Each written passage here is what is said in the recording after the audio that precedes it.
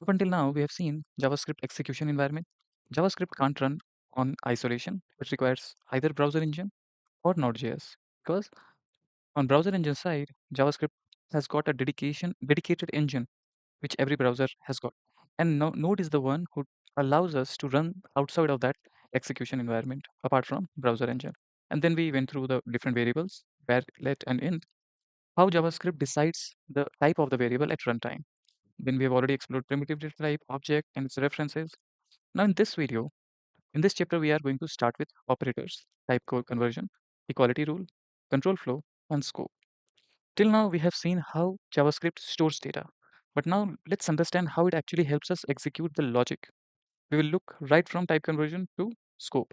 All this is going to be very important because this is going to be the last video of our introductory JavaScript series. From next video, we will start with the advanced topic and then we'll move on to the synchronous JavaScript. So let's flip to Visual Studio and see how things works behind the scene. Because if you're coming from a .NET background, in this chapter, you'll start feeling that the reason why people think JavaScript is so unpredictable. But if you understand that how the reason why it behaves the way it is, then you'll get to know that it is behaves totally predictably. And whatever the people call unpredictable is actually there's a very logical reason behind it. And that makes our web journey fast as well. So let's flip to Visual Studio and start looking into each concept one by one. So let's get started with the first operator we see in JavaScript, and it is Boolean. Boolean is a primitive data type, and it works exactly the way we have seen bool in C sharp. But there's a slight bit of difference, which I'll come to this. So let's see. This is how we define. So suppose we have a is active, which is true, and is logged in is false. So let's try to see in the console what data type it carries. Let's run the code and see if it has something to offer. So if you see, both of them are Boolean. So this is how Boolean works, but there's a slight bit of difference which you'll encounter. And mostly we use Boolean to produce a comparison. Let's say if we are comparing age and we are checking if that is an adult or not, right? And if we are gonna, console the log, you will get the expected output as true.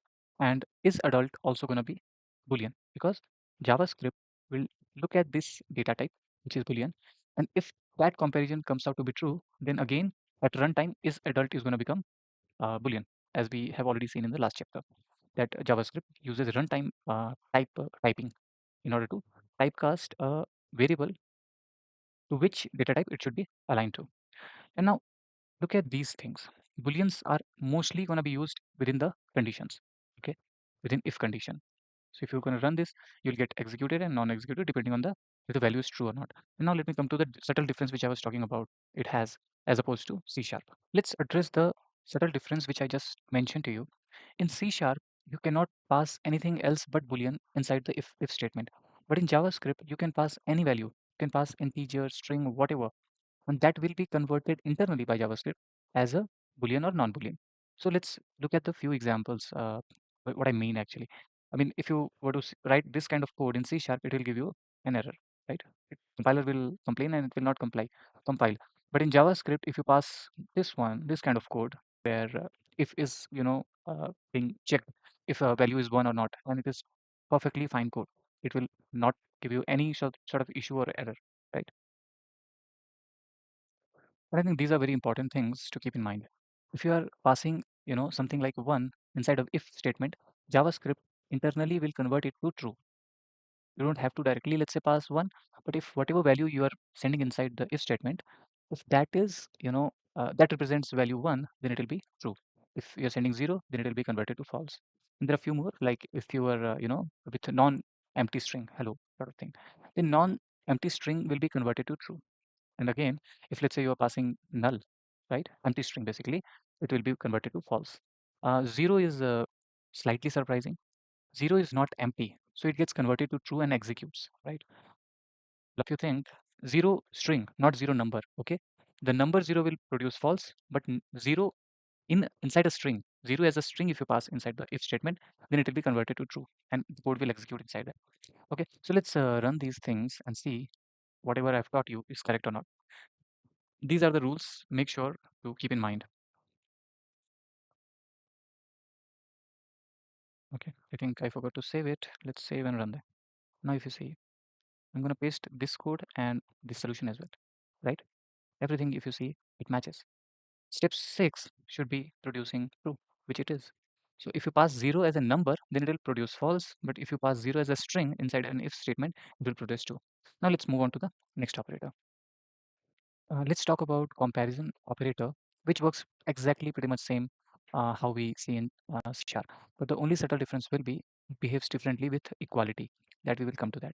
So if you want to check greater than, less than, these are the operators. So very straightforward. So that's exactly how these things are. So you can you already must have been pretty good in this. So let's move on to the next operator. Now let's understand this equality operator in JavaScript because it is very important and a lot of questions in an interview you can expect from this. If you look at double equals to, it is loose equality, means it allows type coercion. What type coercion means is whenever, let's say, on left hand side you have an integer, for instance 10, and on right side you have a string 10. So JavaScript will look at left side and see, okay, it is an integer, and right side is also something which can convert into an integer and then compare it. If that produces true, it will return true, else false. So double allows loose equality. Double equals to does the comparison based on loose equality. And triple equals to on strict equality means value and its type both has got to match in order to comes out to be true. Now, if you run these codes, and I would strongly encourage you guys to write this and you know run that to see what you think is going to be correct or not. So since we are using double equals to, it will produce true. Since we are using triple equals to, it will be false. Why? Because using double equals to, it will allow you to, it will allow basically type coercion, means 10 will be compared to 10 after converting this string 10 into integer. But in triple equals to, the value and its type both are going to check, and that's why it will return false. So let's run and see if that is the case. So where are we? At last, maybe I forgot to save, maybe. Okay. Mhm. Now you see. These are the two, right? True and false. Because double equals to compared on value after converting, after type conversion, but in triple equals to, it didn't because the value and its type mattered both. Now let's look at the next operator. Conditional statement you can say work exactly the way we have been using in C sharp. So there is no brainer. Okay. There are conditional statement you can just simply understand like, which part of the code will run depending on the condition. Okay. So if a particular condition passes, then code will execute, else it will not. So there are few if else, if else, if else. There's a chaining as well out here and a switch statement. So these are few example you can see. But still, I would recommend make sure to type it and get familiar with all this because in the next chapter we are getting into the advanced JavaScript. Same goes for loops as well. It is exactly the way it should be. There's no surprise out here that it allows us to repeat a particular piece of block. There are common one which we often use, and we are going to use a lot of them, like for while, do while, and for off. Same one, exactly the way it has been happening out there. Just in case of while versus do while, in do while, there will be at least one piece of code which will run, which is going to be inside do, and while there's something which has to be checked first if that block satisfies a particular condition or not. If you want, you can just have a look at the syntaxes of each. Right? For loop, it's very simple. It starts with the first index and goes till the index or the value you want to. Then same for while, checks the condition until this condition becomes false. And do while, as I said, and there is a for loop. Yeah. And there's a for each as well, which will come cover in a later session. Now the next thing we have to cover is function and scope. They are very important topic, so let's cover that. Before we get into the functions, let's start with so till now we have already seen these things, right? Right from let's say what is true, what is false, the operators, what is double equals to, what is triple equals to, and all these things have got their impact when we write the code. And these are few operators you should keep in mind, and they've got their own roles which we will be discussing whenever we will be using them. We don't have to memorize everything, but and they're very common. Most of them you must have already seen or used. Okay, so these basic things you can take a snapshot and understand, read, and do some coding on your VS Code. because when we'll start with functions in the next chapter, I will be discussing about function and scope, which is going to be extremely important because they are the one gonna build the foundation how we actually use them in the real application. If you see the functions we know is a piece of code which helps us to execute the business logic, right?